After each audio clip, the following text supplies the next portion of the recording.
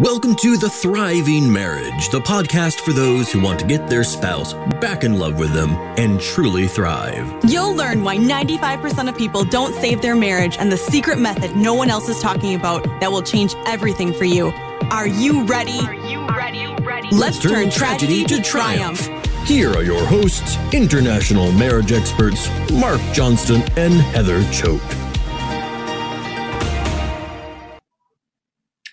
Welcome everyone here to the Thriving Marriage Podcast. My name is Heather Choate, and I have a very special guest today.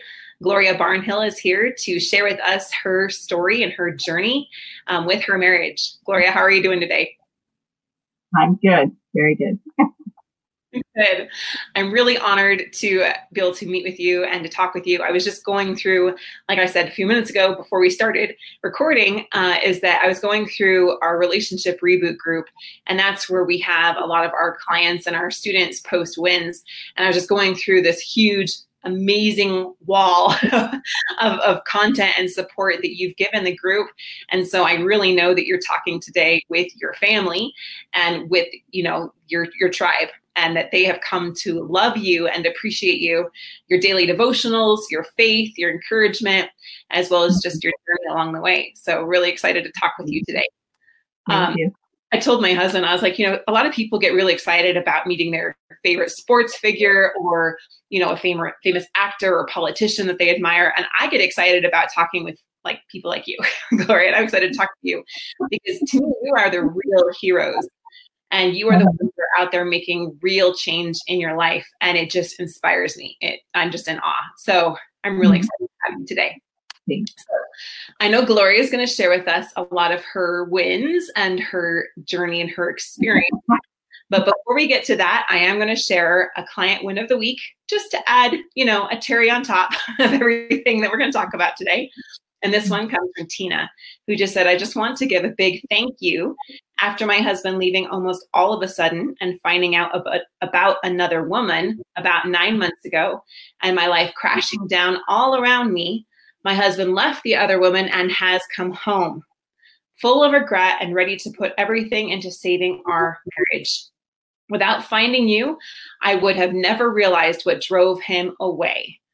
So huge congratulations, Tina. We're really excited for you. You just posted this for the last 24 hours. I just saw it myself. And so huge congratulations to you, Tina. All right. So Gloria, tell us a little bit about you. Where are you from? How many years have you been married? Children? Give us just a little bit of a background on who you are, Gloria. Okay. Originally, I am from Pennsylvania. I left there at 18 and went into the military, and then I ended up in Washington, D.C. And I stayed in D.C. in the suburbs until 2010. I moved down here to Florida. I got married in 2000 to my late husband. He wanted to retire to Florida, and when I knew he was terminal, I bought the house down here in Florida and moved down. And about 18 months after I moved, he passed away. During that process, my current husband, Chuck, I met him. The Lord sent him out from his job to go to Lowe's. He had no idea why he was going to Lowe's. He just knew God told him to go to Lowe's. And he said he was working at a church at the time. He'd been there 17 years. And he said, I don't need anything at Lowe's. God, let's go to Lowe's. And so finally he went to Lowe's. He went in and he stopped at every aisle and he would look like, who is it? Who is it? So and finally he saw me in an aisle and God said, that's her. So he came up and I was looking at window treatments. My husband was in the hospital not far from that particular Lowe's, which is a good distance, 45 minutes or so from me. And I have a Lowe's like 5 minutes away.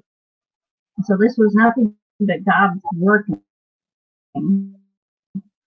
And so we started talking. I talked about how cold and mean people were down here. They're not friendly like they are.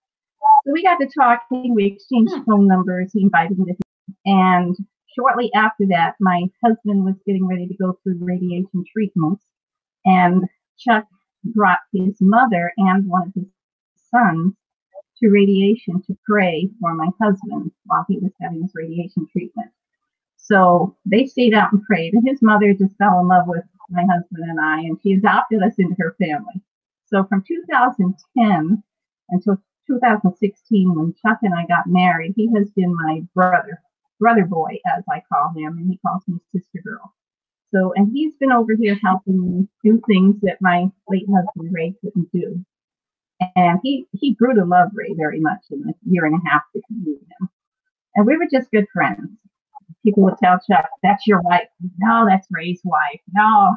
And so anyhow, I finally confessed to him my feelings for him, that they weren't brotherly feelings and sisterly feelings I was having. And shortly after that, we got married on my 60th birthday. It'll be 3 years in November that we've been married.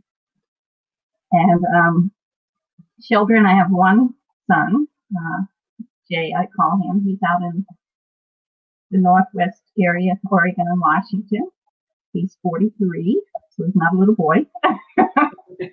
And Chuck and I, like I said, we've been married. It'll be 3 years next month that we've been married. Wonderful. All right. Anything? Oh, I'm a caregiver. I'm a private duty caregiver, which is what I've come to do after my Ray died. I could not go back into an office and work again. I just saw the need for people to be cared for in a good way. And so I just go in and spread God's love to them and take care of them. I love that. And I can sense that about you, even just in the Facebook group, that you are a caregiver and you're a nurturer, and that you want to share faith and you want to share love. And that's a beautiful healing energy. So tell me, Gloria, where were things like before, you joined the group and you got the coaching? Where were things in your marriage? You've been married 3 years, right? And so tell me a little bit about what that looked like. The first of the year, for some reason, and I don't know why, my husband kind of withdrew. We stopped being intimate, and we were intimate every night. And so to go from every night to nothing, we stopped communicating. And then in March, he kind of went to his house to stay. And he stayed there, and he just didn't really want to talk to me. And what did I do wrong? What's going on? And until today, I still really don't know what I did wrong. But he was not communicating with me. He would not answer the phone. He would not come by and visit. He left most of his clothes here, and he just left. There was no other woman, because he would never go that route. I think he may have been going through a midlife crisis. His next to the youngest son was there at his house. And every time he comes into town, he seems to bring issues that tend to pull my husband away from me. That's his special child, who has somewhat very slight special needs. But he tends to always pull my husband away from me. And it was during that time that he was here. And we just stopped talking. I kept reaching out, and nothing. So I signed up for the group. And I started working it. I went full in. I think I probably got the full package. And I started working, I only did Reboot, and I did some of Divorce Cure. But I haven't gotten through a lot of the stuff that I want to get through, and I'm planning to continue working on it. But I have a great day. I work 98 hours a week. So, and then I work on my off days. So there's not a lot of time to be doing it. So I'm doing what I can when I can. But anyhow, it's just Victoria, every time I would tell her what I thought a problem was, she told me exactly what to do. And the next week, I would tell her what happened. She just commended me on doing it. She said, "I see you're doing work. Everything I tell you, you do it. You do it. And you see the improvement and the change." And I did it, and it worked. And here we are, back together. That is so fabulous. So I love that you said that you did the work, and that everything that Victoria, which is the coach here at High Thrive Coaching, and Mark is our head coach. You guys are all very familiar with Mark, but you might not know Victoria as much. But when she said, "Go do this," you would do it. So What do you think makes a difference between those who just go and do the work versus those that maybe hesitate, or they second guess themselves, or maybe they get in like, I don't know, just maybe stuck in old patterns? What do you think the difference is that just enabled you to just go and do it? I think the difference was determined, maybe, and I can't say this, it sounds like I would be putting somebody down, but determination and focus. I was determined that I was going to have my marriage back, and it was going to be better than it was when he left. And I was determined, whatever it took.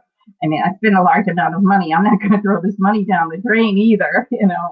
So I worked at it. I was determined it was going to work. And Chuck saw changes in me. He could see differences.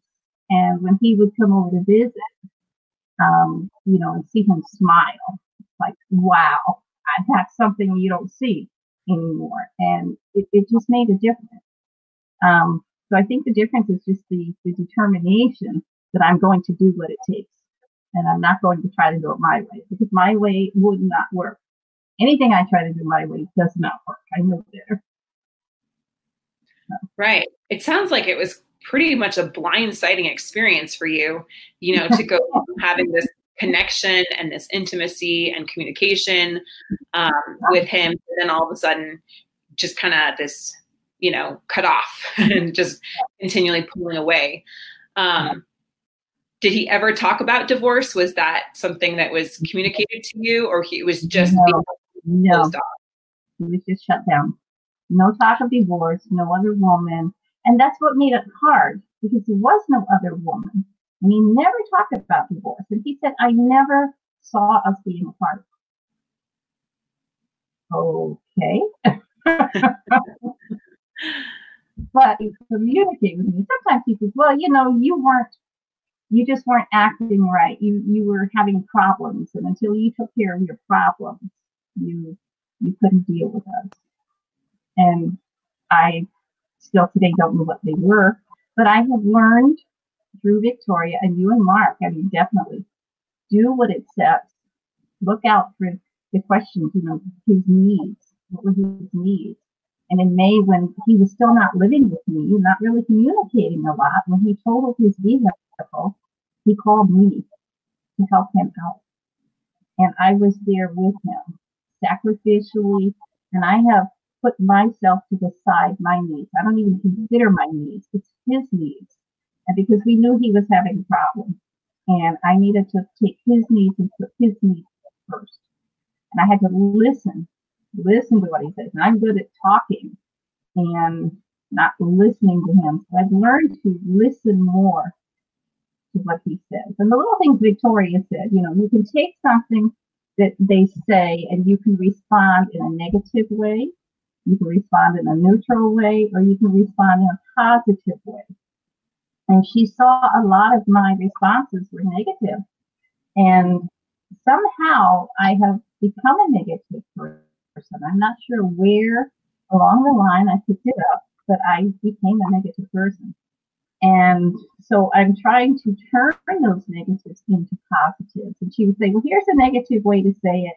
Here's a neutral way to say it. And here's a positive way to look at it. And it works. It really works. It makes a difference. When you talk about I'm good at talking, but maybe not as good as listening, I'd say that's probably 99% of us, right? We always just, we don't listen to understand, we listen to respond, right? We're excited to get out what we want to say. So how did that shift for you? Was that kind of uncomfortable to learn that? Or what was that transition like as you learned from, I'm going to talk and share where I'm coming from, and maybe it's even maybe a negative place that I'm coming from, however that came up along the way, to actually I'm going to listen and I'm going to really understand you? It hurt to find out that I was seeing things negatively. And my son always told me, you know, Mom, you see things negative in your life. And I think it's because of my childhood. It was so negative. And I think that's probably where it came from. I myself think I'm a happy, giddy, silly person. And I always like to have fun in life. And so to hear that I really am negative and I risk the people, it hurt. It really hurt. But when I heard Victoria say it and the things that I would say to Chuck, and when she would say to me, well, how do you think that would feel if I, the way you said it to Chuck? And I'm like, wow. It was a really big for me to really pay attention to your words as they come out. And I have a tendency to over speaking when he's speaking. And that I still struggle with. I'm trying really hard, but a lot of times I think, and he's not, he's just, then I get my words out and he's still speaking. And we still have issues with that. I'm still trying to shut up more and wait to finish. But even today, it happened twice today. I'm like, oh, no, it's important. For sure. Just as a side note, this is actually something that's pretty common with men and women, is that women were very quick to articulate, and men tend to want to think about things first and make sure that it comes out right and make sure they fully understand the question. And women, these are generalities, right? They don't always apply, but generally we get impatient and we don't know why they're being quiet, or we think that they're done. And so that was another powerful skill that I learned as well in my marriage, was to listen and actually be quiet, even for minutes at a time. Early in my marriage, I would ask him a question and I think he didn't hear me because he wouldn't answer for like 2 to 5 minutes. And I'm already moving on to something else, right? And so now I've learned to just wait, just give him his time. And he will have an answer if I just be patient. So that's really powerful and something that we're not really taught. That it's, again, something that we have to learn. So it looks like you and I were both still working on that, and that's okay. So, what's that? We have, now that we're back together, we have determined that we are going to do whatever it takes, both of us, to make this marriage work. We want his biggest thing, the Lord. Let's give God all the glory for getting this marriage back together. Without him, we can do nothing. He's first in our life. So we've created this little acronym for Bible. It's called Both Individuals Building Love Eternally. And so this is what we are doing. The two of us are constantly trying to build each other up, lift each other up, and try to make this marriage work so God gets the glory when we are happily ever after. I love that acronym. I have never heard that before. That is beautiful. Building love. We sat in the bedroom the other day and we were like, we have to make something up. And we tend to make up acronyms for things. And so we tried to make up one for that. And we had it, but we didn't have it quite right. And I said, how about building love eternally? And he said, yeah, that's it.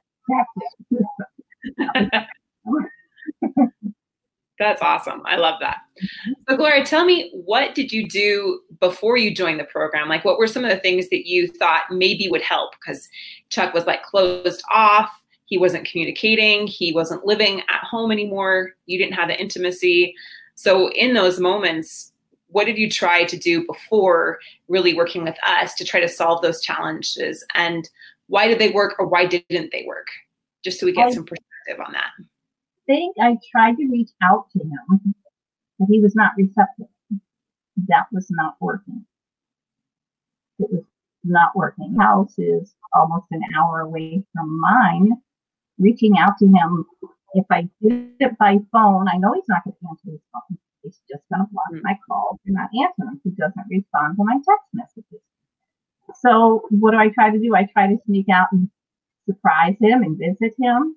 He's never home. So I kind of gave up because I felt like no matter what I do, it's not going to work. It's out to somebody who doesn't want to be reached, who doesn't want to be bothered. You're getting them, and I found I was probably getting him more upset because he thought I needed to be focusing on me and not focusing on him. Which he was right. But yeah, I say just reaching out to him and trying to talk to him was the worst thing. And the program says, step back and leave them alone.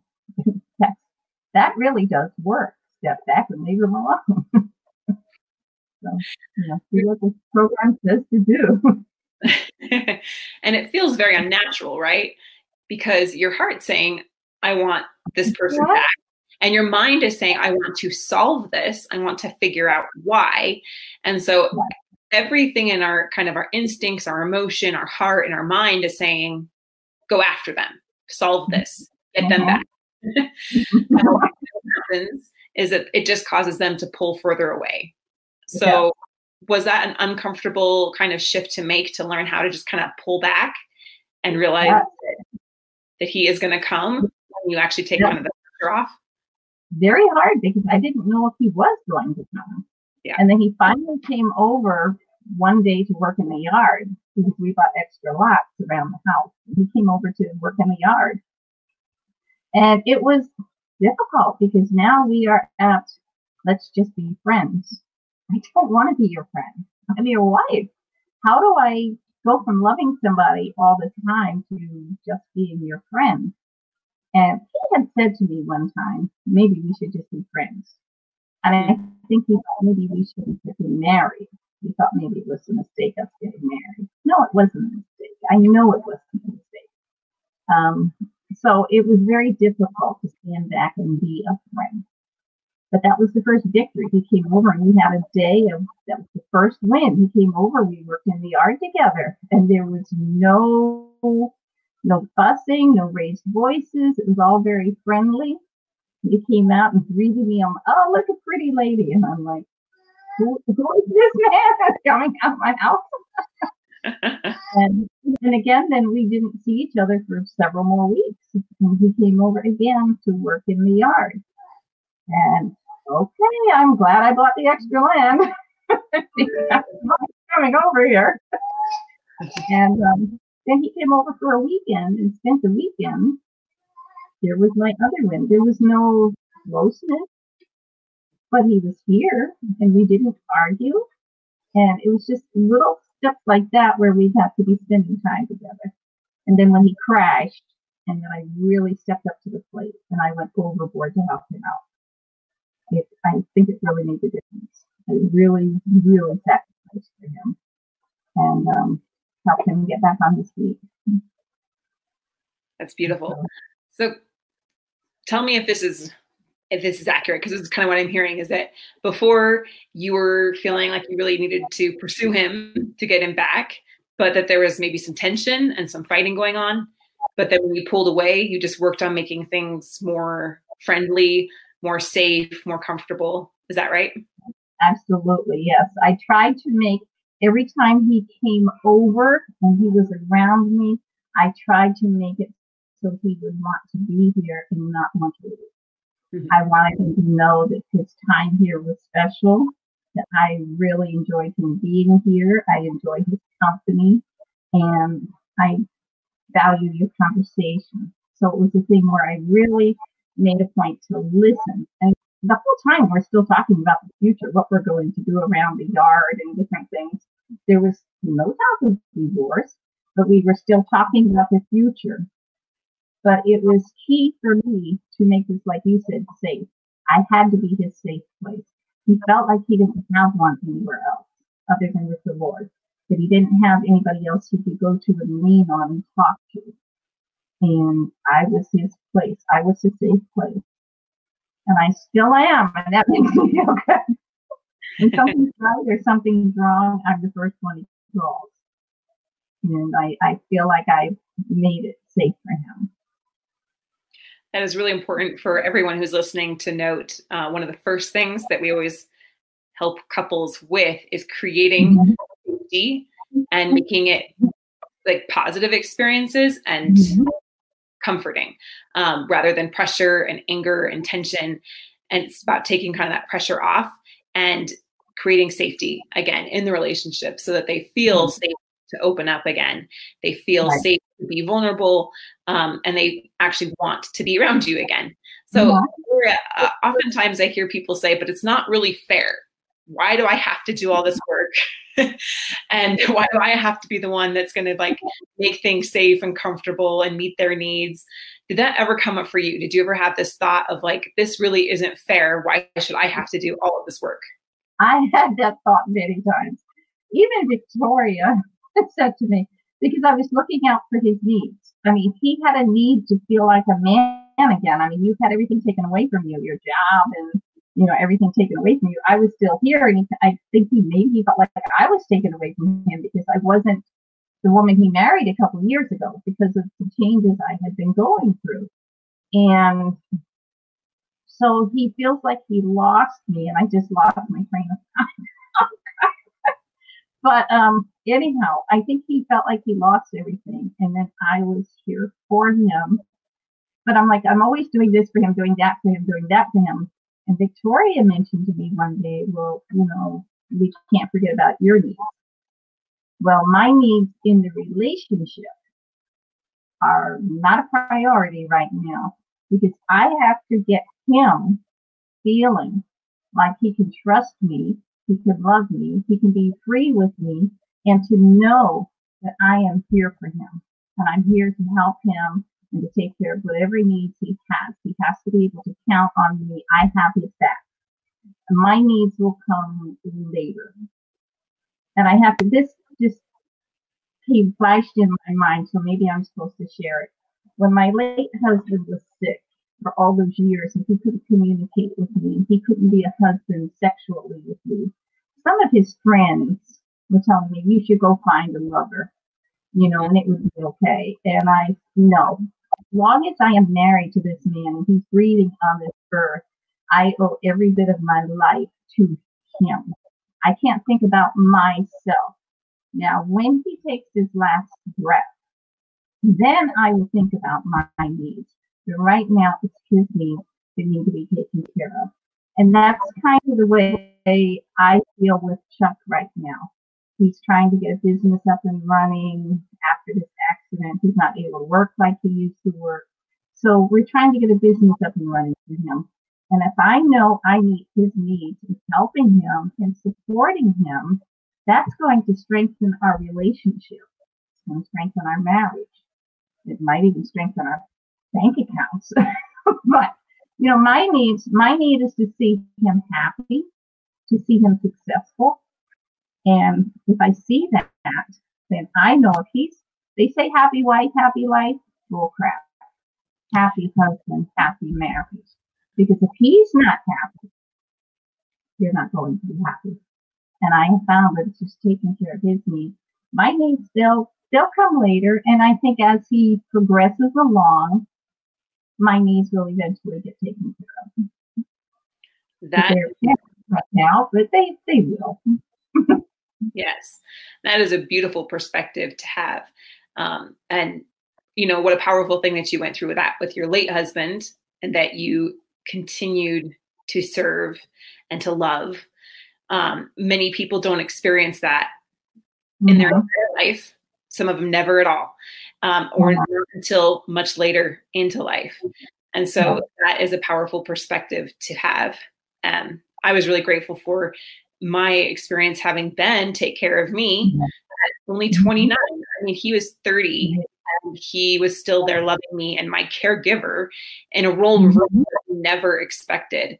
And it taught me about unconditional love and about what it means to just be there, right? To meet their needs. And I think one of the big traps that people fall into is thinking that everything always needs to be even. It always needs to be fair. I talk about this as the contractual stage of love. It's kind of that give and take. And if you're always expecting everything to be fair, you're going to be disappointed because it has its different challenges. I mean, maybe your wife just had a baby. Maybe your husband just lost their job. Maybe in this case, they have gotten into an accident and they're having to rebuild their lives. Maybe something in their childhood is manifesting in their 40s or their 50s, and now they're in an emotional crisis, right? And so having the perspective that there's ups and downs in life and that we're going to stay strong and true to each other no matter what, there's power in that. And that's what leads to a really lasting relationship and eternal love. So I appreciate you sharing that. I think it's a message that isn't demonstrated enough in the world, and it isn't really celebrated enough. We're always looking kind of for the easy out. So good for you. I just got to say it. The motto in life is it's not about me. My life is not about me.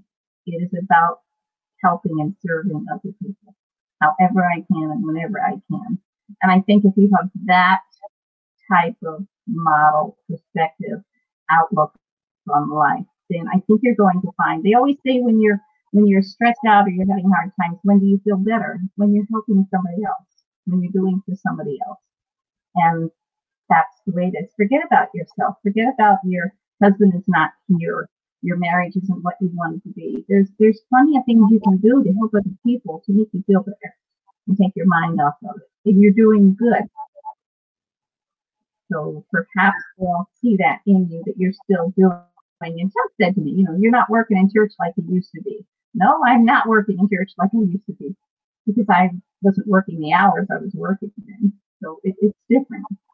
But you learn to give and take. And I have to say that even when he was not here and we were not talking, every morning still he would get a text message, a morning inspiration from me.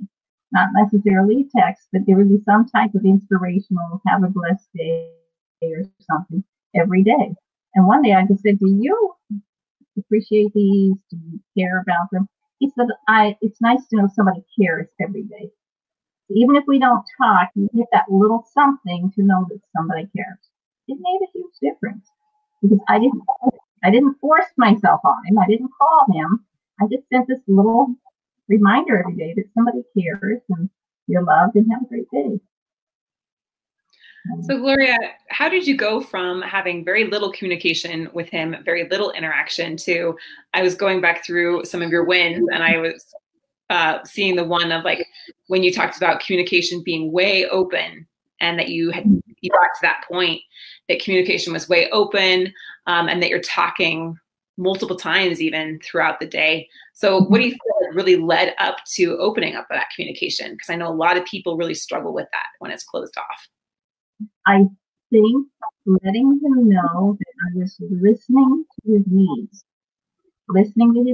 his concerns.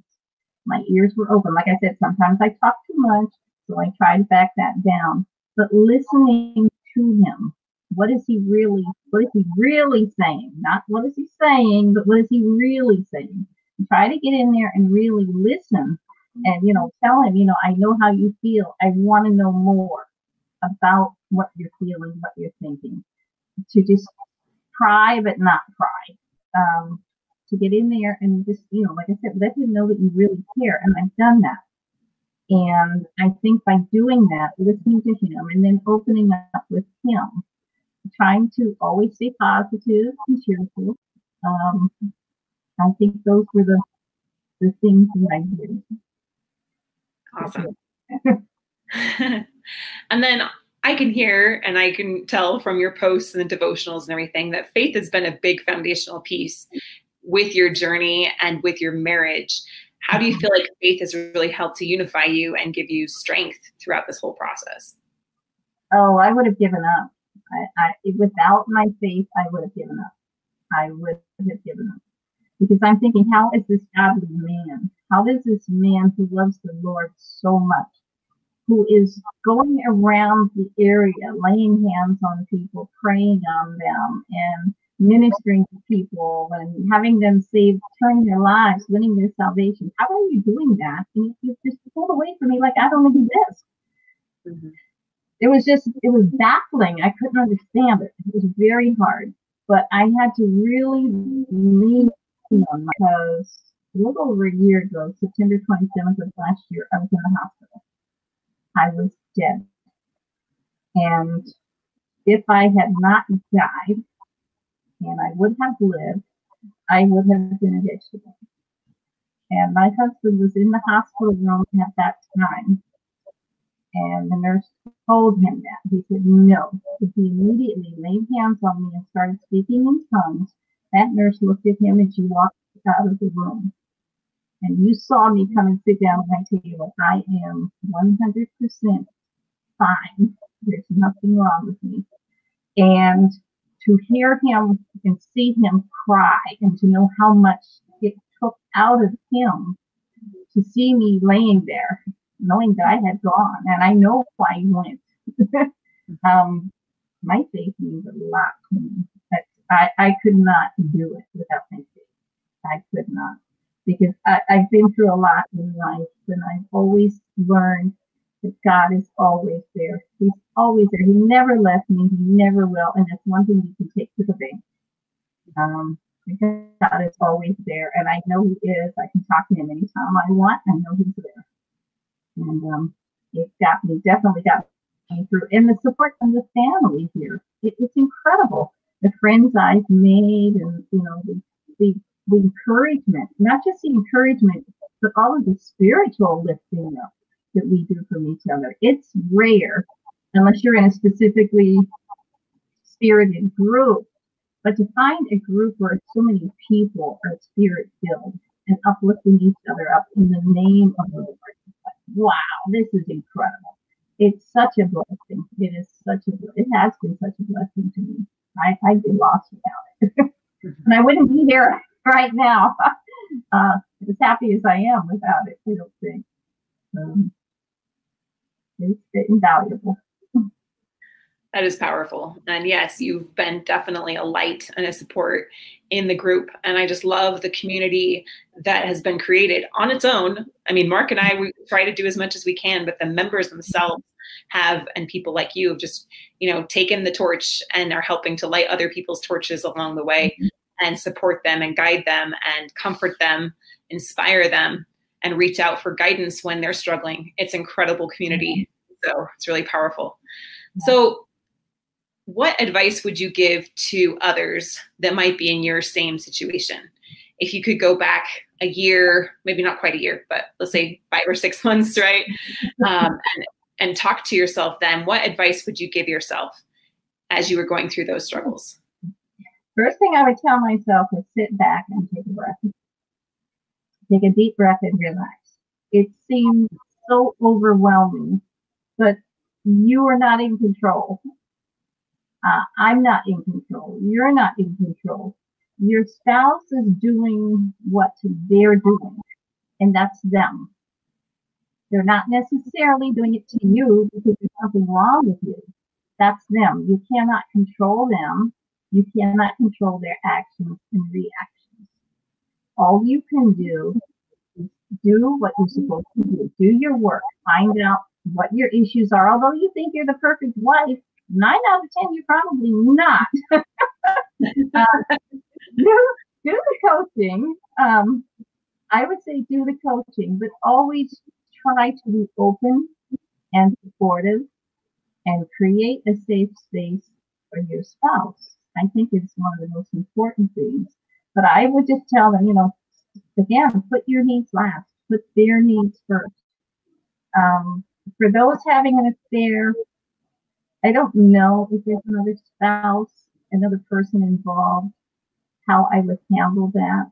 I think it would be difficult. But again, that's in my opinion, that's something they're going through. Stay steadfast and just keep doing your work and keep praying. God works miracles. And I would just keep working, try to keep communicating, always try to be friendly and loving and caring. Let them know you care about them, and just keep doing the work. It's all I can say is keep doing the work, keep working on you, make yourself the best, better person you can be. And that was very bad grammar.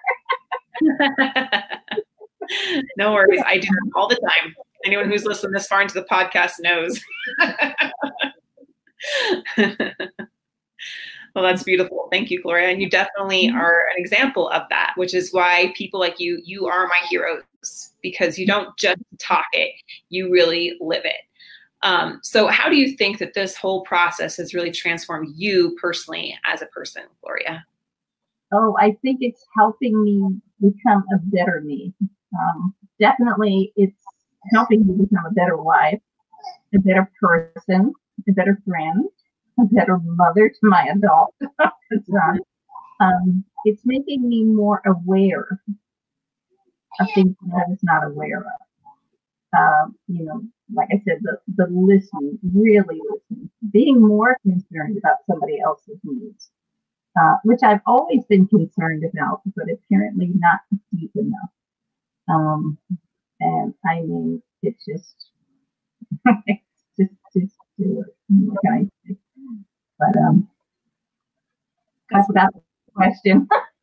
No, that's good. Yeah, just showing the growth that you've experienced as a person, and finding that healing through understanding. I think that has been a huge takeaway today. And you sharing your story is building a bridge of understanding, truly wanting to listen and understand and help the other person with what they're going through.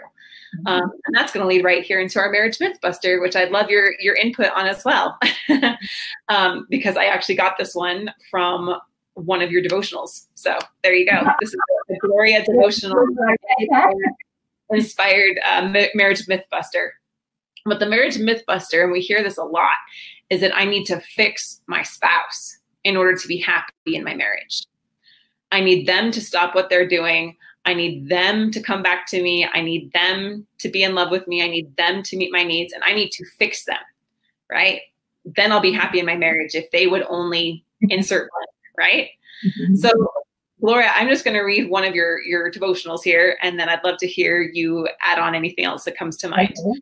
So this is one of Gloria's devotionals that she posted. She said, it's not our job to fix people. It's our job to love them even while they are broken.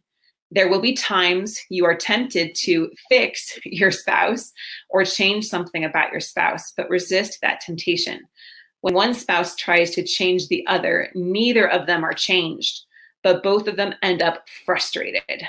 Instead of fixing or changing or coercing, just love each other. Love is what God uses to change us all. Love is the very tool God will use to fix us and change us into all that we were intended to be. And then a beautiful scripture here, 1 Peter 4:8. Above all, love each other deeply, because love covereth a multitude of sins. So I'd love to hear from the podcast listeners in the Thriving Marriage Group if we should have Gloria here make a devotional book for us one day, a daily devotional, because these are just absolutely beautiful. It's in a book. It's already in a book. Oh, there you go. It's already in the book. There we go. They're not mine. Oh, they're not. Gotcha. But it's so powerful and so true to resist that temptation, because when we're trying to fix another person, we both end up frustrated, right? And the antidote to that is love. What else do you have to add to that idea that we need to fix our spouse to be happy? You cannot fix anyone or anything but yourself. And I always tell my mom this, because there are other siblings who don't do what I do. And I tell her, Mom, at the end of the day, you are responsible for you and you only, your actions and your reactions. And when it comes time for you to face the Lord, he's not going to say, what did your daughter do? What did your son do? What did your friends do? What did you do? So you're only responsible for you. And I only answer for me and nobody else. I can't answer for my husband and what he does. I can't make him do what I might want him to do. Why would I? Because he would do it out of resentment, probably. You want me to do this. I don't want to do it. No. Just be you and work on you and nobody else, because you're the only one you can work on. You cannot work on anybody else, no matter how hard you try. We had a guy we tried to lead to salvation for, oh my gosh, almost 2 years. It still hasn't worked. And, it's like, okay. But, at the end of the day, we don't answer for him. He has to answer for himself. And so, no, do not try to change your spouse. Do not try to change your friends. Work on you and make yourself the best you can be. That's the best way you'll come out. That is complete truth. Thank you so much, Gloria. Thank you for sharing your journey with us and your life and your healing, and your incredible example on how to connect with your spouse, how to open up communication, and how to give love first by being willing to go first. We definitely appreciate you. So thank you for sharing with us today. I have 2 words. love unconditionally. Just love unconditionally. That's all.